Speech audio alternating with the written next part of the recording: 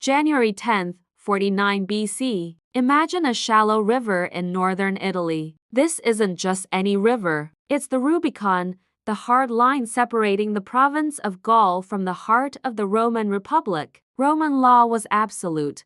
No general could lead his army across this river. To do so wasn't a political statement. It was an act of war, an open rebellion. On that day, one man and his army stood at the edge, Gaius Julius Caesar. He had just spent nearly 10 years conquering Gaul, earning fame, fortune, and the fierce loyalty of his soldiers. But back in Rome, his success had bred fear. His enemies in the Senate saw his ambition and his popularity as a threat to their power. They gave him an ultimatum: disband your army and return to Rome alone as a private citizen. Caesar knew exactly what that meant. Without his army, he was defenseless. His enemies would put him on trial, strip him of his honors, and likely sentence him to exile or even death. His entire life's work would be erased. So, he faced an impossible choice: obey the Senate and face certain ruin, or cross the river and plunge the Republic into civil war. Ancient historians say he hesitated on the riverbank, truly weighing the catastrophic consequences of his next move. This wasn't a rash decision. It was the calculated risk of a man with everything to lose. Then, according to legend,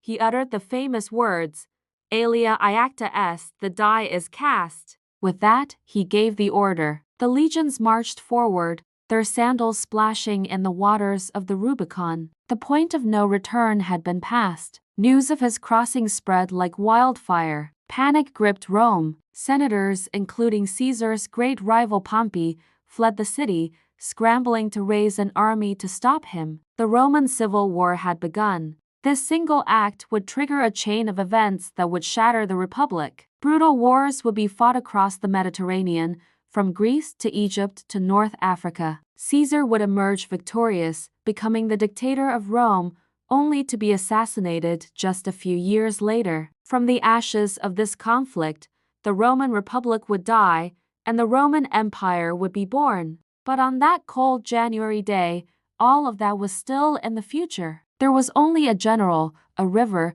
and a monumental choice between submission and defiance. Caesar's crossing of the Rubicon reminds us how history can turn on a single moment, a single decision to step over a line. Thanks for watching. Join us tomorrow for another date that shaped our world. Don't forget to like and subscribe for more history.